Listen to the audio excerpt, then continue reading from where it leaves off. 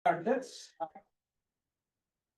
Before coming, I always get a feel that this is just for the summer and then we will have empty chairs. So please keep inviting your friends over the summer so they'll keep joining us. Today we have Carol Cuesta-Lázaro, many of you know her, an IAIFI fellow and also an AstroAI collaborator, and she worked on a number of topics, including all sort of applications of generative AI to cosmology and astrophysics.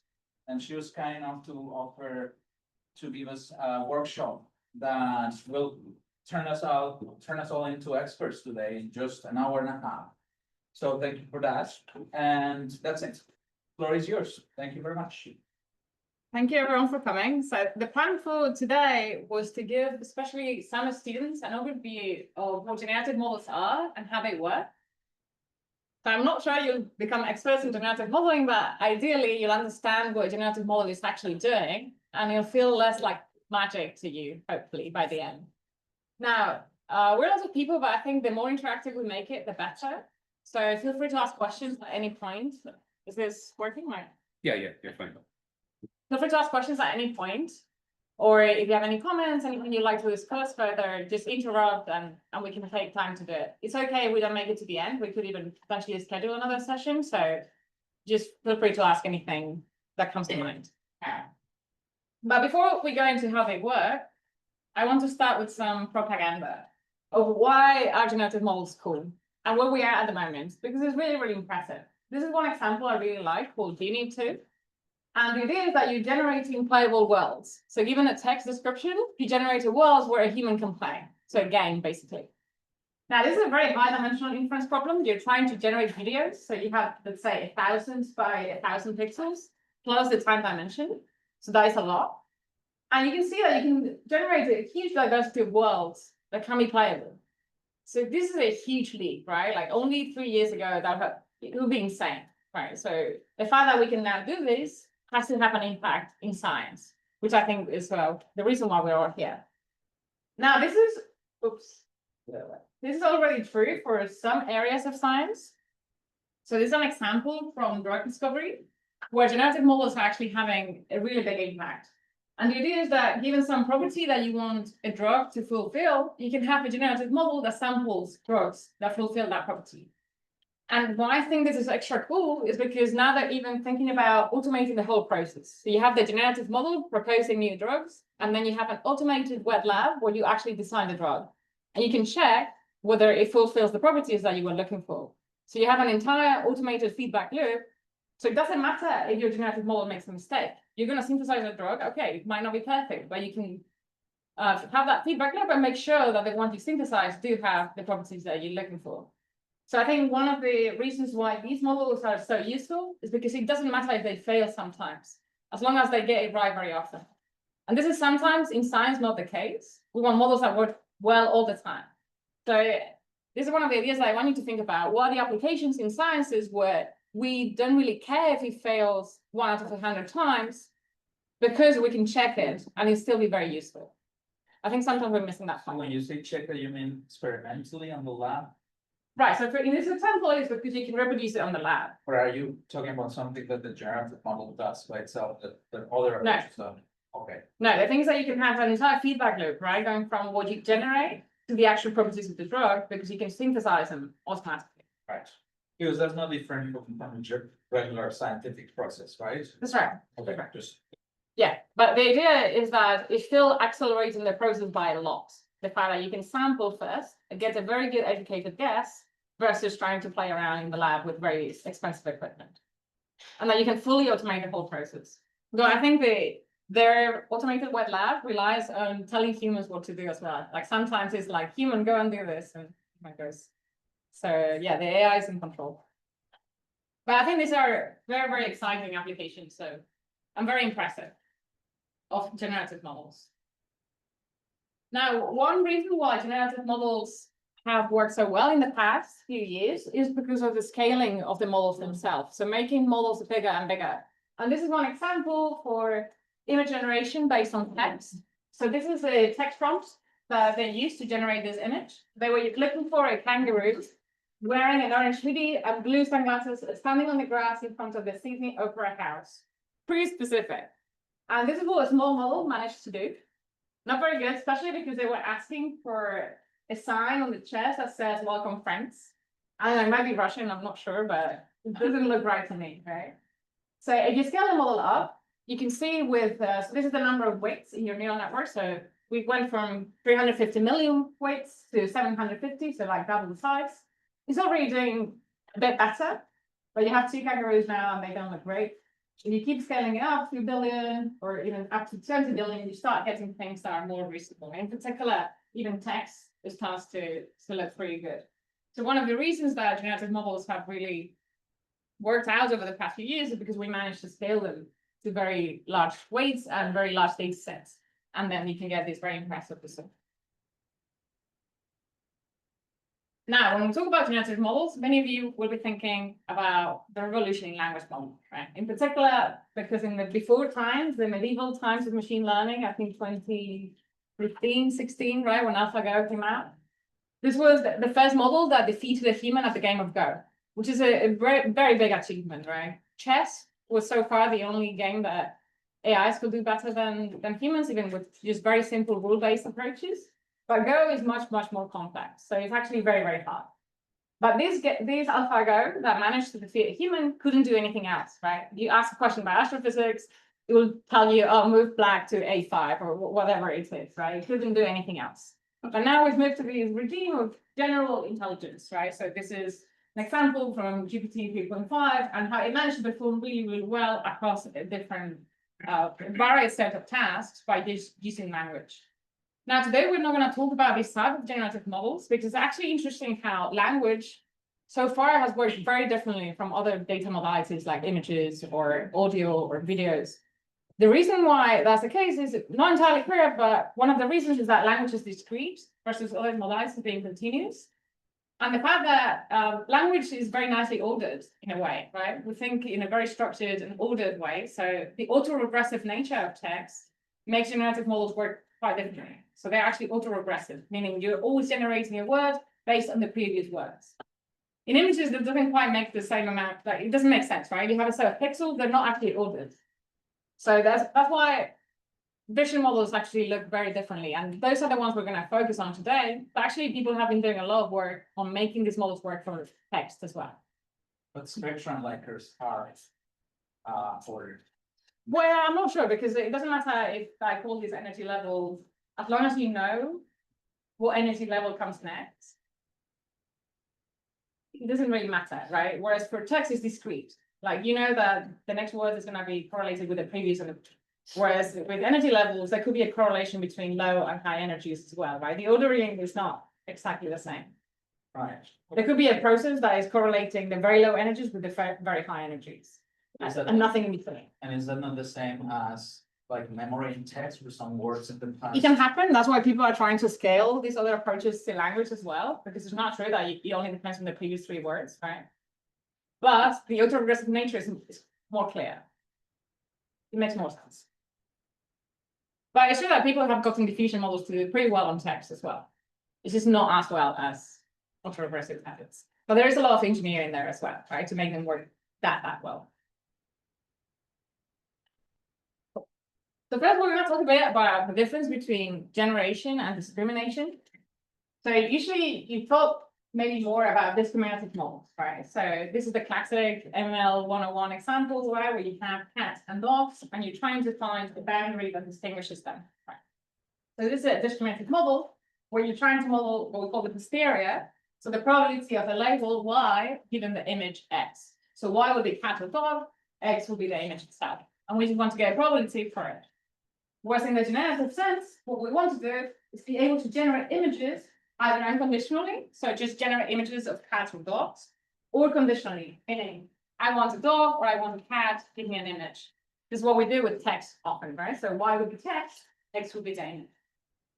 Now, these two things are actually related, right, by Bayes' theorem. The posterior is related to the likelihood. So actually, these two models carry complementary information. But actually, sometimes it's bad to start from a generative model and then get the posterior. Because if you think about cheating, it's much easier to cheat with a posterior model. So let's say that, for instance, you're trying to identify cows. So if a model is trained on the posterior level directly to find counts, the first thing it does is it looks at the background. It sees there's grass. Oh, it's a cat. So you can very easily find spurious correlations between variables that you don't actually want to capture, right? Whereas if you're trying to build a genetic model for cows, you can't only focus on the background, right? You need to be able to generate the cow itself as well. So it tends to be much harder to cheat. But also, it is much harder to train a genetic model than a posterior model because of the dimensionalities, right? In this case, Y is very low dimensional, cat or dog, versus X being very high dimensional, the number of pixels in your image. So there's pros and cons to both approaches. Even if all you care about is a discriminative model, it oftentimes makes sense to think about it from the genetic perspective if you want the model to not cheat. So they tend to be more robust in science as well. But this is a general picture of difference between trying to generate and trying to discriminate. Now, if we think about the genetic model itself, we can think about it as a probability distribution. That is parameterized with some neural network weights, right? So these 5 parameters would be the weights of the neural network. Now, the idea is that we have some data, X, a PDF, so probability distribution that we can optimize because it has some free parameters, 5. The simplest one will be a Gaussian, for instance, but we'll see more good ones, of course. And then the idea is that the most simple thing to do would be to just maximize the likelihood of our data. So find the parameters 5, this parametric distribution, then maximize the likelihood of our data. And this is how many genetic models work. And actually, most of them are kind of related to this idea, but I try to make it work in practice. So we'll talk about this. Right, so what do we mean? So let's think about this very simple 2-dimensional example. So this is going to be our training set. So each one of these points is one point in our training set with only 2 dimensions, X and Y. So this is a 2-moon example. What we want to get is a parametric model that is continuous so that we can evaluate the probability of any point in this continuous space. Right? So the underlying probability distribution of our point from our training example. And the way we do that is by one way is to maximize the likelihood of the training samples, right? So you just find the parameters 5 that make our data set as likely as possible. What we can do with that is once we have a training model, we can either generate novel samples from it, right? So let's say we train it on human faces, we can generate new human faces, or we can also evaluate probabilities. So hopefully if our model is well calibrated and is understood our data distribution, we'll be able to tell that a human face has very high probability within our training set, whereas a human with 3 legs hopefully has low probability. Right. So these 2 things are interesting for science for different reasons. So generate novel samples. This is what, for instance, we can do with simulators, or what the universe did when it formed, right? Generate novel samples. In cosmology, for instance, we care a lot about what happens if we change the underlying theory of gravity, how will the universe look different? So we have a generative model for the universe based on simulations that can also generate novel samples, but that is very slow. So we often try to replace it with a generative model. Or we might want to understand the relation between X-ray spectra and galaxy images, right? So this could, a generative model can learn that directly from data.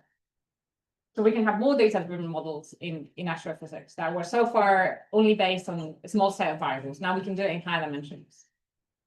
Now, what's interesting as well is that we can evaluate probability. So this is not something a simulator can do, right? Even if I have a very good simulator, same cosmology, I can't tell you how likely a universe is. The simulator has no idea of the density of space of all different options. Whereas the generative model does. So the generative model can do both. Can do both generate novel samples and evaluate probabilities. This is very useful. Yeah, so you can do fast simulation of either astronomical data or simulations, but also you can help us test theories by being able to evaluate likelihoods or detect anomalies, etc. Outliers, whatever you're interested in. Now, there are a lot of generative models out there, and this actually is kind of old, it's very outdated, but these are the ones that were popular, let's say 2 years ago, right? So you might have heard about generative adversarial networks. So those we won't talk about today because they're very hard to train and because they don't allow you to actually evaluate likelihood. So I think they tend to be less useful. VAEs, variational autoencoders, normalized flow, diffusion also. These are all different ways of thinking about the same ideas. And hopefully by the end of today, you understand a bit better what makes them different and what makes them very similar, actually. But I want to start with a slide that I think summarizes most of these models. So the idea behind most of these models is that we want to bridge two distributions. One that is very simple, that we call the base distribution, usually a Gaussian, but it doesn't have to be a Gaussian. And one is our data distribution. So this is a one-dimensional example, right? Where I'm sampling one dimension from my base distribution, which is a Gaussian, and one dimension from my data distribution, which is this bimodal Gaussian. And most of these models that I showed you before rely on dynamical modeling. So kind of making this mapping a function of this fictional time. So at time equals 0, we'll start in our base distribution. At time equal 1, we end up in our our data distribution. So the idea is that we will learn these bridges between the two distributions. And now how we characterize the bridge defines what type of model we're using. So for instance, whether P of x naught is restricted, like I would put any restrictions on our base distribution. Normalizing flows usually do. So diffusion models usually do. Diffusion models assume the base distribution has to be Gaussian. Whereas normalizing flows assume that we want to be able to evaluate the likelihood of P of x naught. That's important because we actually are not that good at evaluating likelihoods. So we know how to evaluate the likelihood for a Gaussian distribution for any point, obviously. For a log normal, there's several distributions we can easily evaluate the likelihood for. But arbitrary distributions, we have no idea of how to evaluate likelihoods for. So it's actually an important restriction. We can also ask the question of how is this bridge constrained? Are we putting any constraints on the way we're bridging the two distributions? For instance, on normalizing flows, we will assume that the forward direction, so going from the data distribution to the base distribution, is tied to the inverse distribution. So normalizing flows rely on invertible functions. So you're putting a very strong constraint on this bridge that has to be invertible. Diffusion models assume that the forward process is based on Gaussian blurring. So you're adding Gaussian noise to your distribution until you get to a pure Gaussian distribution. So again, it's a very particular way to go forwards, right? But it's not unique. You can find any different path to go from your data distribution to the Gaussian, right? Anything is valid. So diffusion models just choose a Gaussian one. Flow matching, however, decides to define an interpolant. So a way to interpolate from your data distribution to your base distribution. It could be a linear interpolant, right? So I'm linearly going to change my data into my base distribution. And my base distribution could be anything. So again, different assumptions about how this bridge is constrained. So question. What do SDE and ODE stand for in this graph? That was the next one. Okay. So I don't know if people can see actually from the back, the very bottom, hopefully. But it's just asking where this bridge is deterministic or stochastic. So if the bridge is deterministic, we're solving an ODE, an ordinary differential equation, right? So this white line represents what the ODE solution would look like, right? We will take a point of high likelihood in our base distribution and turn it into another point of high likelihood in our data distribution. And we will find this kind of two modes by building different trajectories, right? But these trajectories will be deterministic, meaning once I sample from my base distribution, I'll always end up at the same point on the data distribution. Fully deterministic. There is still a stochasticity, right? Because I have to sample from my base distribution, but the connection is deterministic. As opposed to SDEs. In an stochastic differential equation, this trajectory will also be stochastic. So we'll be adding some noise at every step, meaning that even if I sample from the same point in our data distribution, I will end up at different points on from the base and end up in different points from my data distribution. So that's also a choice. And in practice, they tend to work actually pretty similarly for the kind of problems we work on. You might make more of a difference in like images, etc. But actually, yeah, most models perform very similarly. Right, are there any questions so far?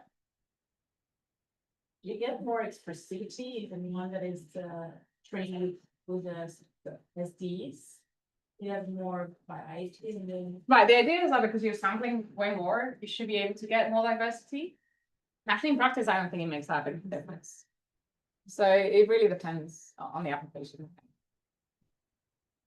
By theory, yeah, you should get more diversity, right? But if you have enough diversity in your base distribution, I guess it doesn't matter really,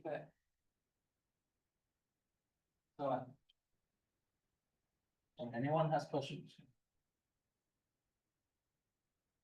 What are examples in science where these restrictions are important?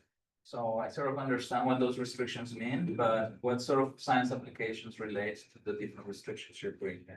Right, for instance, if you say, I really want to be able to evaluate likelihoods because I want to do some constraints or because I want to do anomaly detection, etc., then you want to be able to evaluate the likelihood of your base distribution too. Because evaluating likelihood basically relies on the inverse process, right? So we're going to start from our data distribution and we want to know the likelihood of a data point. That means we will take it back to our base distribution that we know how to evaluate likelihoods for. And then you just need a change of variable rule, right, to get the probability. So if you care about likelihoods, you care about being able to evaluate the base distribution. Now, if you don't care about likelihoods, let's say that you want to do super resolution. And that will be an argument to decide. Well, to have a base distribution that can be evaluated and to not use an SE. Because if you use the stochastic differential equation, you can also only get an approximate likelihood estimate because this function is not invertible anymore. So it can only be approximate. Whereas if you use an ODE, then you can get an exact likelihood estimate. Might be still be rubbish, right? Because your training maybe was rubbish, but it's exact. It's exactly rubbish. So depends what you're after. Not use diffusion models if what you're interested for is in this anomaly detection, for example. Well, it depends. If it really worked much better than the ODE model, it might still be worth it because you can get an approximate likelihood. That might be good enough. But I would say probably not. Most likely not. You probably could do the same with an ODE and make things much faster and less approximate. Another thing is, let's say that you want to do a super resolution, right? You have some low resolution images and you want to turn them into high resolution images. Then you might not care about estimating likelihoods, but your low resolution images are already very close to your high resolution images, right? Pixel by pixel, it's just a smooth version of them. So then your base distribution could be the low resolution images. And you don't care about the fact that you can't evaluate the probability because you don't want to estimate likelihoods. So that's the opposite example, right? Where you don't care about likelihoods, but you can take advantage of the fact that two images are already very close to make your model easier to train. Maybe you need a smaller data set to train it, etc. This makes more sense. So it really depends on the application.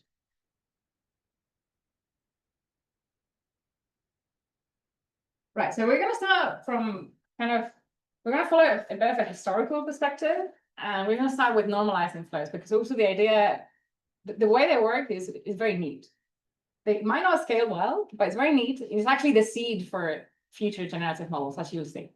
But it is very simple. So it's just relying on change of variables rule, right? So if we have a probability distribution, let's say we have a sample from a Gaussian, and then we transform it. So we just linearly transform it.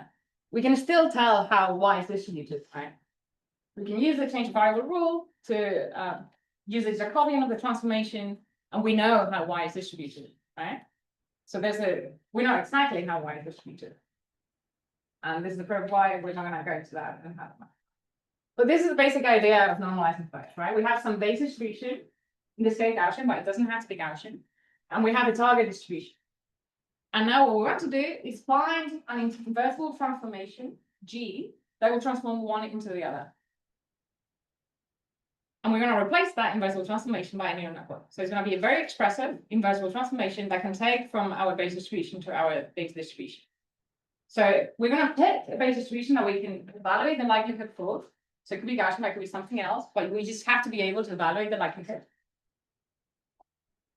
So we can sample from it. So this means we can sample from it. This means we can evaluate its likelihood. And that means that we can also sample from our target distribution. We just apply the function we've learned and we get a sample from our target distribution. But it also means we can evaluate the likelihood of our target distribution with the change of variable rule, right? With just the Jacobian. Now, why this has a historical perspective is because in 1934, people were already thinking about normalizing flows. So this is the Box-Muller transform, right? Which some of you might have heard of, where you use a transformation to go from a uniform distribution to a Gaussian. So people found that if you take this 2D transformation from a uniform to a Gaussian, you can sample very easily, right? Now, obviously, people found this manually. And you don't want to do that for an arbitrary data distribution, right? So that's why we're going to replace that by a neural network. This is what's happening. We have our base distribution, which is a Gaussian. We have our target distribution, or our data distribution, which is not Gaussian. And we're finding this kind of transformation, so x equal f of z, that have to be bijective. So this is what I told you earlier, that was a constraint that we have to impose in normalizing flows. The F has to be invertible. And why is that the case? Well, if we think about sampling, we're using the forward transform, right? So F of Z. But if we want to evaluate probabilities, then we have to use the inverse of the function, right? Because as I told you, you want to go the other way around. You start from your data and you want to go back to your base distribution that you know how to evaluate probabilities on and evaluate the probability. So you need both the forward if you want to sample and the inverse if you want to evaluate backwards. So that's why they have to be invertible. Now, we're going to stack many of these transformations that are invertible. We'll forget about the fact that they have to be invertible, and we'll talk about it later, but we're going to stack several of them to make it more expressive and go from a base distribution to our model. So this is the basic normalizing flow. So you stack a number of layers, K, and you get your target distribution. Now, the issue is that invertible functions are really not that common. So if you think about most neural network architectures that you know of, they will add things up or convolutions, etc. They're not invertible, right? Because you've added things up. So most neural networks are not invertible. There's some tricks people have found to make them invertible. So one of them is using a spline. So you build a spline between your Y and X. Now you can find the knots, right? The X and Y's of the knots. You can optimize them such that it transforms your data in the way you want. Now it doesn't scale super well to high dimensions, so that's one of the issues. But you can find ways to make things invertible. Now, that means that this restriction will make the type of functions that you can learn very, very restricted. And actually learning on arbitrary manifolds, let's say that you have a point cloud or a very high dimensional image, becomes really intractable with these kind of models. However, they're very simple, right? So we can evaluate likelihoods. That means we can train our models with maximum likelihood. We can sample from them. So if you're working on low dimensional problems, they're usually the easiest thing to get working. And they work really well on low dimensions. In high dimensions, that won't be good. Now, probably one of the most common architectures for normalizing flow. Yeah, go ahead. Where would you just put the boundary between low and high dimensions? What does that mean? I'll say 10. Right, so not a try number. So also what matters here is the dimensionality of what you're sampling, right? So if you have a P of X given Y, a conditional distribution, what matters is the dimensionality of X, not so much of Y. So for instance, cosmology is a good example. So in cosmology, we have billions of galaxies, right? But we only have a handful of cosmological parameters that we want to constrain, like the composition of the universe. So if all I care is sampling cosmological parameters given billions of galaxies, I can still use normalizing flow because my number of parameters is very small. Thus, simulation-based inference is mostly using normalizing flows because it's pretty low dimensional. Now, billions of galaxies on the right-hand side are very high dimensional, but we can compress that. Right? So what matters is what you're trying to sample. And 10 is an arbitrary number, but let's say order of 100, right?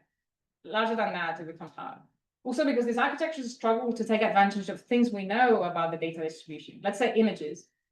Convolutions are very good for images because they use locality as an assumption that scales really well. It's a very good inductive bias. That's really hard to put into a normalizing flow. Although people have come up with very smart ideas, but still not as good. But I did want to go over one of the most common ways of building normalizing flows that you might encounter if you look at normalizing flows, which is mass autoregressive flows. Because the idea is kind of simple as well, but pretty elegant. So here you're trying to build an autoregressive model for your data. An autoregressive in features. So let's say that you're trying to sample 10-dimensional X's. So you're going to sample one dimension at a time. So first you sample the first dimension, then the second dimension conditioned on the first dimension, then the third condition in the previous one. So you always condition the generation on the previous feature. Now we're going to assume that the relation between feature one and the previous one is just Gaussian. So we only need to learn these parameters, the mean and the variance of the Gaussian distribution. And that can be learned with an arbitrary neural network, right? You can use any neural network to learn those parameters. So this is how it looks like, right? So you have your dimensions in your X, your feature dimensions.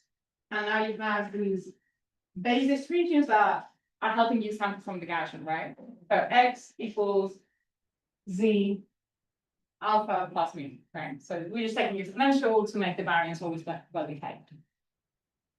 But that means, yeah, every time we sample a feature, we're learning what the alpha and mu value should be based on the previous ones and sample the next one.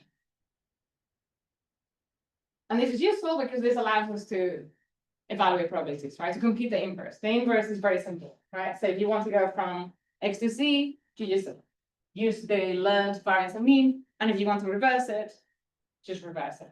Right? So this is a good trick to make invertible functions be learnable with current neural networks, right? So you're moving the neural network somewhere else. So the neural network is not transforming Z to X, but it's still allowing you to build this invertible function with an arbitrary neural network. So this is a pretty neat trick to learn normalizing flows. And so as I said, simulation-based inference is a very good example where normalizing flows have played a really important role. And this is an example from cosmology, from the area I worked on, where you have some parameters that define the composition of the universe, like the amount of dark matter, its properties, etc. And you have a simulator that takes those parameters and predicts how the universe should look like. And then you have a set of observables, like let's say billions of galaxies, the 3D positions of billions of galaxies. But what you care about is going the other way, right? Well, this is an example from a different field. But what you care about is about the inverse mapping, right? You want to get the posterior over these parameters. We want to understand what the universe is made of based on the billions of galaxies that we infer. As I said, because theta is very low dimensional, normalizing flows actually work really well. And so that gets you a probability that, like on the other side, so the reverse process is you take the galaxies, like that you observe, stick them through your model, and then you get some probability that you have the correct parameters? Exactly. Or does it let you find the parameters based on that? Exactly. We don't know what the correct parameters are, right? Yeah. Maybe not even dark matter. Yeah. Yeah, our best guess, right? It gives you your best guess, Okay. given your full model. And this is what an normalizing flow is modeling, right? This posterior distribution. But still, it is still hard to make them flexible enough for any type of data that you might have, or any constraints that you want to add to your data. An interesting development was thinking about continuous time. So this is the first time people started to think about these more dynamical models. And the idea here is that we can turn the whole thing into an ODE. And if you think about adding normalizing flow layers, you could take the infinite limit, right? So you add infinite normalizing flow layers so that it becomes like a continuous model instead of a discrete number of layers. So this is what's happening here. So we have our base distribution, which is a Gaussian, and we continuously transform it with an ODE into our data distribution. So it is a dynamical model. The intermediate states don't necessarily mean anything, right? But at time 0, you start from your Gaussian, at time 1, you end up in your data distribution. And the formulation is very simple, right? So you just need to solve this ODE where the velocity field is modeled by a neural network. So the neural network at any time sees X at a time t and predicts what the velocity field should look like. Now, how do we train these models? Well, first of all, they're trivially invertible, right? So this was like the magic of continuous time normalizing flows. They're very easy to invert because we only need to switch 0 for 1, right, in this ODE solver. So I can go from x1 to x0 or from x0 to x1 very, very easily. And that means now V can be any arbitrary neural network. So there's no restriction on V has to be invertible because the transformation is already invertible regardless of what V is doing. Right? So there was a very important at that.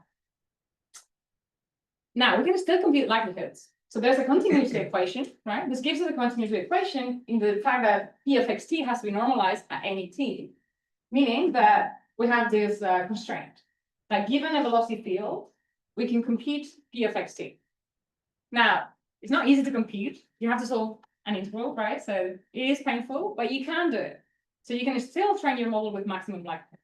So the parameters of your velocity field can be found by maximizing the likelihood of your data. Is there a question? Yeah, so when you needed the transformation to be invertible, that also implies your base distribution and target distribution need to have the same dimension. That's right, that's always right. Yes, that's exactly right. Your x0 and x1 always have the same dimensionality. Yeah, this is different in VAEs, for instance. You're actually reducing dimensionality, then expanding. Yeah, we're always assuming you have exactly the same dimensionality. That's right. You said the intermediate states don't really matter. But is there any research into whether they could matter for things like interpretability, for example? And you think of it like intermediate layers of layered neural network that's useful in any way? Oh, for sure, no, they are definitely useful, and people are thinking about if you build particular paths, does it make it more efficient in terms of compute, in terms of training set size, right? So for instance, if you think about generating human faces, and you start from random noise into human face, the in-between steps look like a mess, right? Like this blurry phase with noise, right? So if you can build paths that maybe start looking like a phase with coarse grain features and then fine grain it, maybe there's models that can adapt better to that. So that there is research into that. But what I'm saying is that in this particular case, because people get confused with time in a simulation, time with, that's not what's happening. Like, well, we input only the initial and the final state. And maximum likelihood will find a velocity field, but there's potentially there's infinite paths that will take you from one distribution to the other. It's a very, very degenerate problem. And your loss function will determine the path in that tape. But if you have constrained the problem slightly differently, you will get a different path. So this is a venue for model development in the sense that some paths must be better than others, but this is not a special path in particular. It's just the one you find by maximum likelihood and with some initialization of your weights. But okay, everyone agrees that we can train this model, right? So we can sample from a base distribution, we can evaluate likelihoods, just train it with maximum likelihood loss, and we'll get samples from a distribution. So these are continuous time normalizing flows. Now, very few people have heard of continuous time normalizing flows for a reason, right? So I think this is a beautiful formulation, but at training time, every time you get a batch from your training set, you'll have to evaluate this integral, which includes even the gradient of your neural network, right? So this is very, very computationally expensive and memory intensive as well, because you have to evaluate this high-dimensional gradient. So in missing practice, you're also restricted to low-dimensional problems for different reasons, right? Before it was because we had to have these invertible functions. Now we got rid of the problem of invertible functions, but we found another problem, which is maximum likelihood becomes really, really expensive now. So before, with normalizing flows, we just needed the Jacobian of likelihood, which is tricky, but not as tricky. That's something we can do pretty fast. But if you need to solve the integral, then it becomes very, very expensive. So we're again restricted to low-dimensional problems. It's a number. Now, this is how it looks like in practice. It's still good to visualize what's happening. So let's say that we have this data distribution where we have, again, a 2D problem and these different like Gaussian blocks. Now we can follow the velocity field and integrate it to get our samples from the data distribution. So this is how the generation process looks like, right? You start from a Gaussian block and you follow the velocity field until you get to your target distribution. This is what we call the sampling process. If what you want to do is evaluate likelihoods, you do the opposite, right? You start from your Gaussian block, follow the velocity field in the opposite direction, and get to your data distribution. Sorry, the other way around, sorry. You start from your data distribution, follow the inverse velocity, go to your base distribution that you can evaluate probabilities for. These are the two paths. Now, for the likelihood, it becomes much trickier because you need to solve this integral, so it requires solving an ODE at training time, extremely expensive. So diffusion, flow matching, interpolants, these are all ways of finding a trick or like a shortcut to avoid solving this integral at training time. So people refer to these as simulation-free methods. Simulation-free means you don't have to solve this integral. So you don't have to integrate from 0 to 1 during training, which makes a huge difference to make this tractable. Okay, so how does it work exactly? So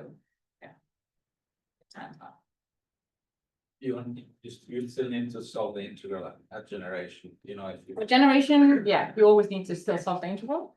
Now, if it's an ODE, it'd be much cheaper. SDEs, because of all the random sampling that you have to do in between, are way more expensive. But if it's an ODEs, maybe 10, 20 steps, maybe a bit more. But if it's an SDE, yeah, you need many, many steps. So if you think about diffusion models, let's say that you need 100 or even 1,000 steps, that means they'll be 1,000 times more expensive than other machine learning methods, right? But the sample quality is so much better that it's still worth it. Okay, let's talk a bit about flow matching. Because it's actually conceptually pretty simple as well. So this is again a trick to get rid of this problem that we have to integrate from 0 to 1 at training time to get our loss function. So in particular, what we're gonna do is that we're gonna assume that we know how to go from x0 to x1. So again, because there's so many degenerate paths, we can pick the path we like, right? In this case, we can pick a linear path. So let's say that xt is just a linear interpolation between x0 and x1 at any given time t. So the simplest interpolant that we could pick, but you could pick anything you like. So this is how it might look like, right? So you start from x0, at any given time, you have this linear interpolation. Now, if we think about how to compute p of x at any given time, now we'll need to solve this integral, right? So we need to compute p of xt given x1. So at training time, we always know where we're going, right? We know x0 and we know x1. At inference time, we do not know x1, right? We don't know what we want to sample. We want to sample. But okay, at training time, in theory, we could estimate this. But because we want to sample, what the velocity field we want is not this one. It's not the velocity field given x1. So the velocity field given x1 is very simple. It's just a time derivative of this, right? Which is x0 minus x1 minus x0. Very simple, right? But that's not useful at inference time. We don't know x1. So the velocity field we need at inference time is the unconditional velocity field, right? So we need to solve this integral. It's a function of x1. Now, good luck. That's impossible, right? No one's going to solve this integral for high-dimensional problems. So this is intractable. Okay, so what did we do? We didn't do anything. The problem we can solve, however, is the conditional problem, right? So let's say that this is the velocity field we know, given x0 and x1, right? Just the time derivative of this. Very simple. This one we know. Now we can ask our neural network to learn the unconditional velocity field. So at training time, the neural network only sees xt. It doesn't see x1, right? So it doesn't see where you end because you don't know at inference time, right? Now, why does this work? Well, it turns out the gradients of this loss function with respect to the neural network parameters are the same ones of the original loss function. So if we had learned this velocity field, so if we had solved this, we will actually get the same gradients with respect to the neural parameters. And now that's not obvious, so I'm not expecting you to be able to see that. I'm just telling you that the gradients are the same. So feel free to, yeah. What does the black bold E mean? Sorry, which one? Like the E in the like L conditional, then Expectation value. Oh, sorry, it's the expectation value Okay, over time, x0 and x1. So you need all your x0s, all your x1s, all your t's. Okay. Which at training time is going to be your batch. Your batch of examples. Any other questions about this? It's a bit tricky to get, so yeah, feel free to ask questions, go, because it's not obvious. Although it seems very simple, it's not obvious.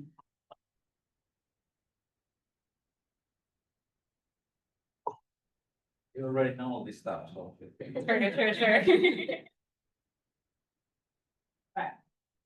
Right, so now we have a very simple problem. So I don't know, I keep changing notation, sorry about that, but it's the same as x. It's just something, a function of time that we want to sample from. So we have this ODE formulation still, right? So we have a velocity field that the neural network is predicting. Now, to sample, we do the same thing as with continuous time normalizing flows, right? We've solved this ODE. We can still compute probabilities the same way we could with continuous time normalizing flows, exactly the same thing. But we don't want to do this at training time.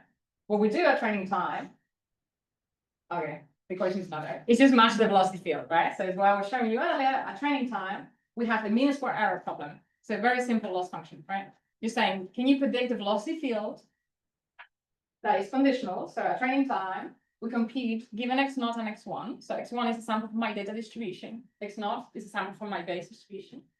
And I just need to take the time derivative. So it's x1 minus x0, very simple. So x1 minus x0 is here. And I ask my neural network to predict this velocity without knowing x1. So that then we can use it as sampling time. So this is the whole trick of how you get rid of that integral in the maximum likelihood loss function and turn it into a mean square error problem that doesn't require integrating. You do have to sample different times to compute the expectation value, but you don't have to actually solve your lead. So it's much more efficient. Right, diffusion models. Sorry, go ahead. When you want to use it for trading equations, like how to examples, this is problem the actual like number of steps, or is it getting the situation? Is a divergence. So it's usually more a memory problem, but because usually if you're interested in likelihoods, Well, unless you want to sample posteriors, then you also care about speed, right? So then you're double screwed, right? But if, let's say you want to do anomaly detection, you might not care so much about speed, but you have a high dimensional problem, memory-wise, this is still very tricky. This is like. No, it's the dimensionality of the actual data. Okay. So hard to So solve. in training, do you have to do the full gradient, or can you just like get away with doing like some random directions and maybe like on average they might be the same? Right, so you're talking about the Hutchinson approximation to the trace of this Jacobian, etc., that people use for continuous time normalizing flows. And yeah, you can get approximations, but still not great. Yeah. But So with flow matching, you just get rid of that completely, right? Which is much better. And still, it doesn't scale well still with those approximations, and you'll get very approximate likelihoods, so it is still very tricky. Any other questions? So this is going to be the model we'll be implementing in the tutorial, because it's actually very, very simple to implement, as you see. Now, diffusion models, because you probably heard about diffusion models, so I thought at least I should have a slide about them.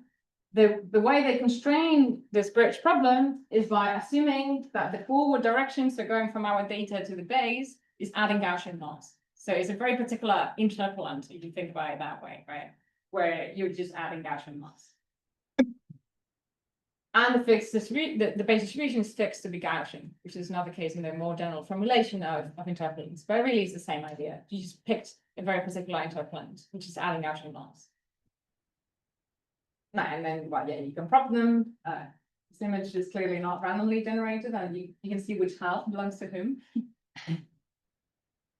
But yeah, you've turned the simulation free in the sense that you don't have to solve that maximum likelihood loss either, because what you need to do is a denoising loss, which is also a regression loss, which is the same as predicting velocity field. So it's all the same, just with a very particular choice of interpolant. Now we've used this, for instance, to so the diffusion would be the gas difference equation. yeah, usually you use off an SDE. So people also do like ODE approximations to diffusion models because they're much faster, right? So if you want to sample in a small number of steps. So I have like what I don't get is like if you start with the same kind of noise and the same prompt, you would always get the same kind of process and result, right? Or like, No, because you're sampling at every step. So if you fix all these random seeds in your sampling process, not just the base distribution, but all the different random seeds, then you end up with the same place. because at each time that you're sampling. At each time, yeah, that's why it's an SDE, right? Versus an ODE where the ODE is invertible, the SDE is not invertible. And that's why you can't evaluate likelihoods, right? It's all connected. Right, so we've, for instance, used them to have generative models on point clouds. So in cosmology in particular, we work a lot with galaxy point clouds, right? So we don't want to put them in a mesh and work with them, but we can use directly the 3D positions of the galaxies and build models of them, also of their likelihood, right? So we can use them to test theories, and etc. from just the point cloud data. So this is one of the advantages of these new generation of generative models, right? That we can adapt them to any data type that we want. Whereas with normalizing flows, that was way more painful. And this is, yeah, it's equivalent to the same thing you do with images, right? You just have a point cloud that you're noising as well. But it's exactly the same principle. Now, a few things I want to highlight is, for instance, diffusion models, something interesting is that they're autoregressive in frequency in a way, right? If you think about the diffusion process, so this is for a cosmological field, like dark matter density field, you can see that by adding Gaussian noise, we're killing off the high frequencies, right? If this is the power spectrum of our density field, when you add noise, you're killing off always the higher frequencies. So that's why this is an interesting inductive bias in diffusion models, that they first learn the coarse grained features of a data set at early times, at the large scales. For a human face, would be the shape of the face, for instance. And then you progressively add the higher frequency details. So that's an interesting thing that you can take advantage of if you want to learn likelihoods as a function of a scale, for instance, right? We want to forget the high frequency details that we often do because we don't understand them, for instance. Now, one thing I wanted to cover is how do we actually evaluate generative models, right? Yeah, sorry, go ahead. So what happens if the data Astro, like most of the information in the same? Right, like because Right. there you are, like assuming the frequency change counts, Cascading, right? frequencies. Yeah, that's an interesting one, but what data set has a spike in frequency, right? Because then you probably don't need a generative model. You just need to learn how your frequency varies with certain parameters, right? But yeah, it is true that, but I think it is a useful inductive bias because most problems, we conceptualize them that way, right? Going from coarse-grained to fine-grained. Actually, most physical theories do that as well, right? So I think it's rare to find a process that doesn't have that hierarchy of scales. Most problems do. So that's why it generalizes so well to most problems, right? But it could be that there's particular problems where it's not a good inductive bias. Right, so how good is our model? So something very simple one can do is train another model to check whether your model is any good, right? And the idea is that you get samples from the real true distribution or samples from your generative model. Hopefully I'll be a bit better than that. And you ask in your network whether this example was real or generated. Now, if your accuracy is 0.5, that means you're doing pretty well, right? Your model can't distinguish true and generated samples. If your accuracy is 0.99, your model has a very easy time to tell you, okay, this model, this image was generated. So they are distinguishable, which you might or may not care about, right? Because they might be good enough for your purpose, but you still know that they're still distinguishable. Now, one problem with this approach is that you rely on your classifier being strong, right? Because if I build a very bad classifier, it's not really telling me anything about the data distribution, right? So that's why it's interesting to think about methods that don't rely on training a separate model. And this is a nice review on thinking about different ways in which one can assess generative models from the samples themselves.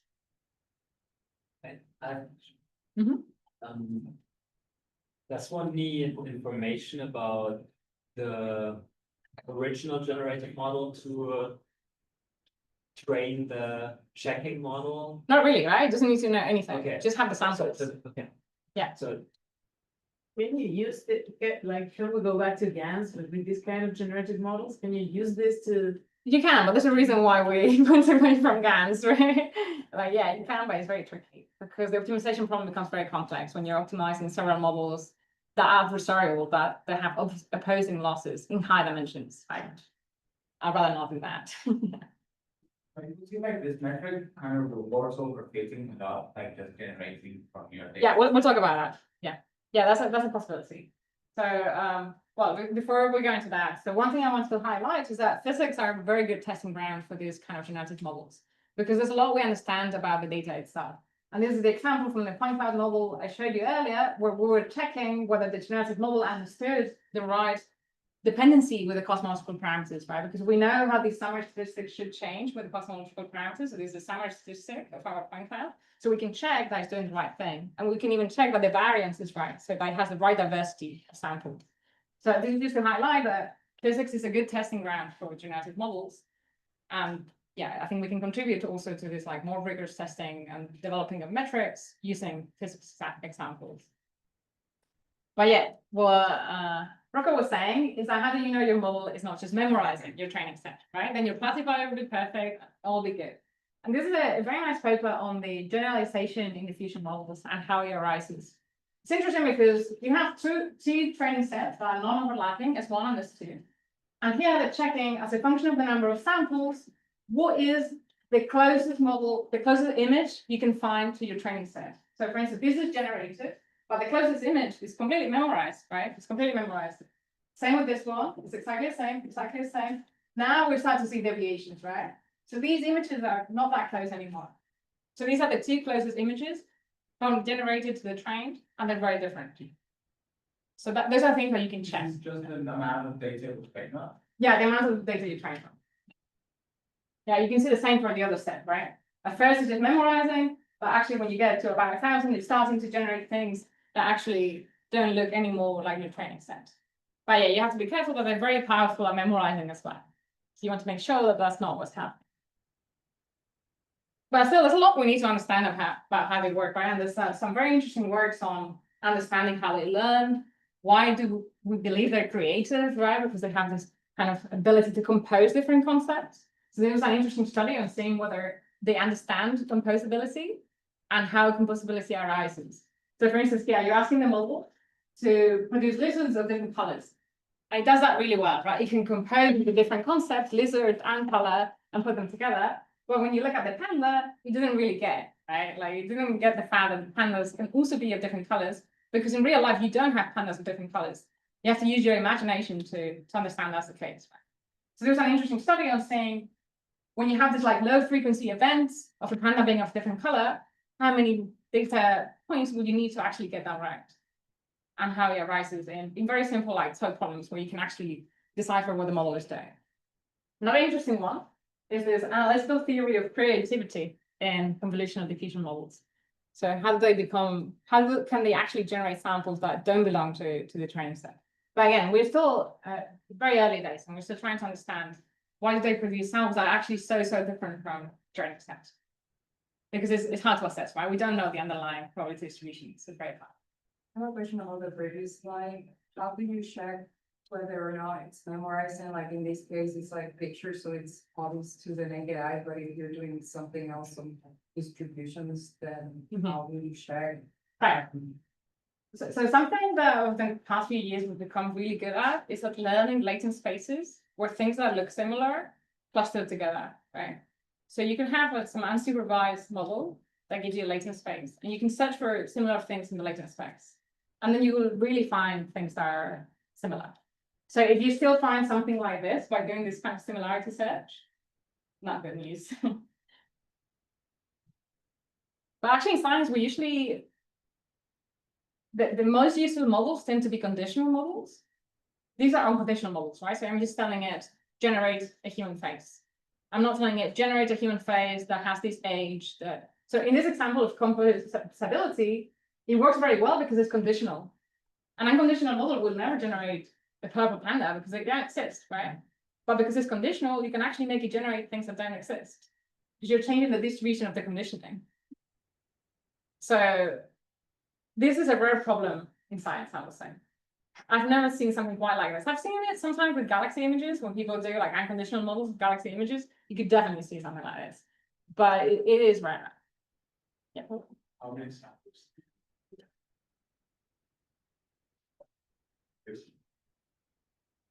Well, it's very problem dependent, right? So these are pretty low dimensional images, black and white, right, of human faces.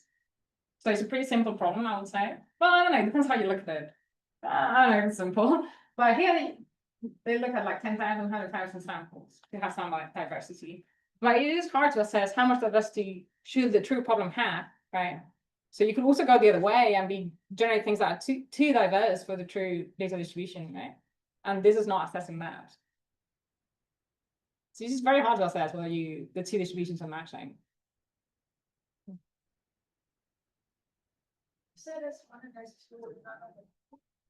Right, so these are, I guess they wanted to, I think that they had more experiments later on that relied on that, but they just wanted to show that it's not because of the training set that they used. If they used a different training set, you still see the same things.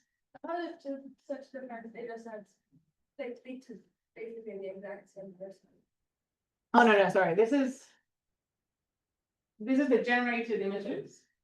And this is the true images from one set and the true images from the other set. But those two kind of work. Yeah, I think this was right. That's a different part of that you can get very similar images generated with models that were trained on non-overlapping training sets.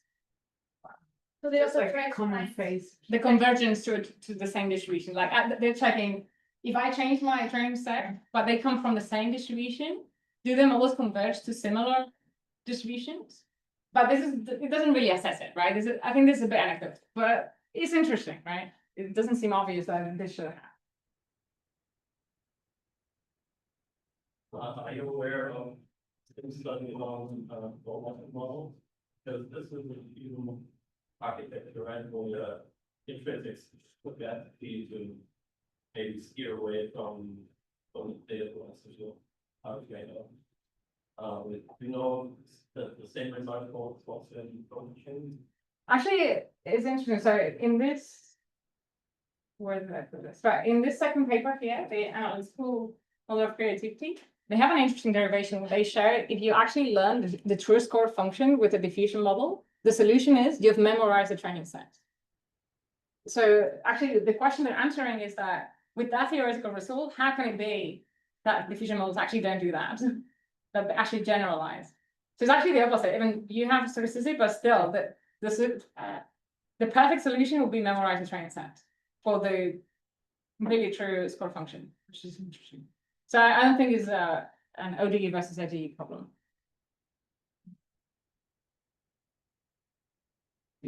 What is the answer? How is it that it's a true answer that it's just underneath that we do generalize at all?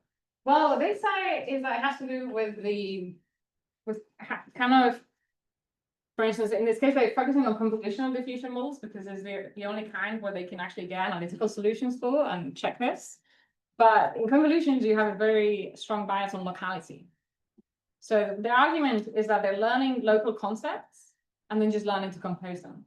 And that is an easier thing to do than memorize a training set. So they're taking a shortcut that ends up being a good shortcut, which is rare. That is an argument. Again, this is all still, but it's very interesting because they're analytical model. So without training a model, they can predict what the model will do.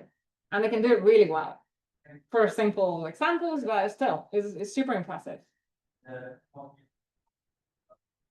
Any other questions?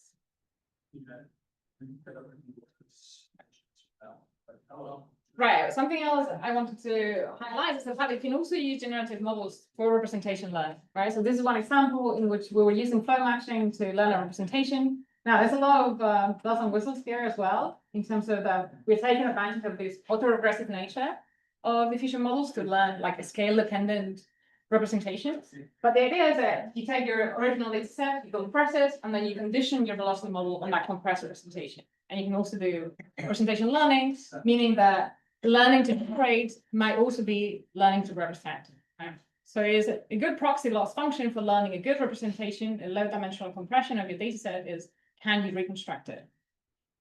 This is one way of doing it. And you can see here, for example, if you have this original field, use a VAE with the same number of parameters as this like flow matching reconstruction, it'll be much worse than the flow matching reconstruction. Right? You look at the power spectrum, you will lose all the high frequency details in a VAE, whereas this flow matching model can actually keep them. Right.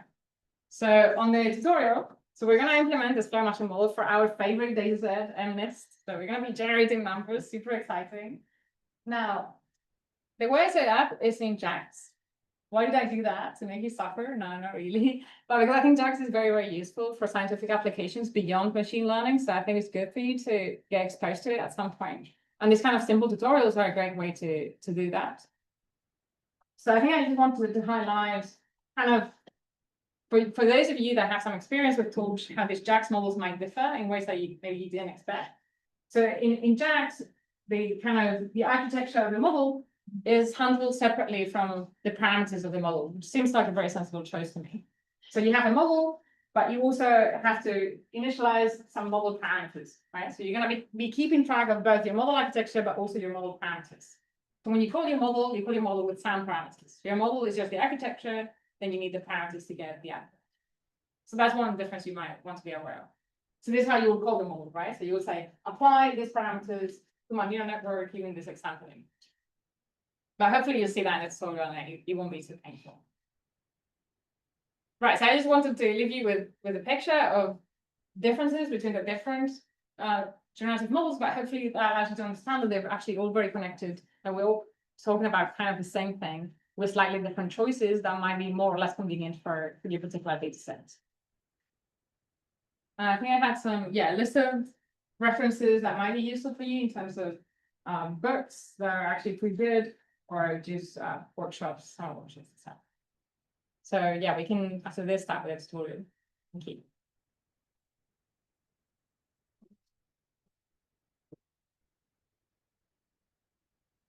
Any more questions? Okay. So what's this tutorial? Did you put it on the announcement? It should be an announcement, so I think everyone should have access to it, but let me know you've done. So I think it's hard to see the full screen in this room, but these talks are recorded, so you can always go and look at posted on YouTube. You can find the information on the AstroAI website. And then you look at the slides for like for recording as well, again, because it's really hard to see in back this thing. Right. So